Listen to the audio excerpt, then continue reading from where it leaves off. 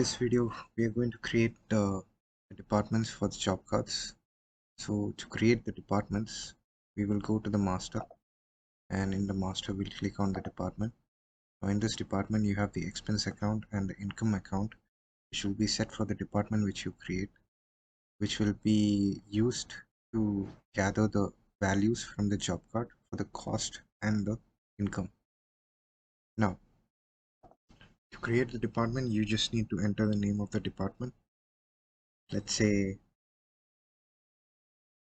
wheel balance,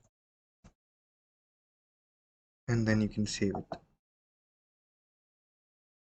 So once you save, it lists at the oldest entry, which is at the end.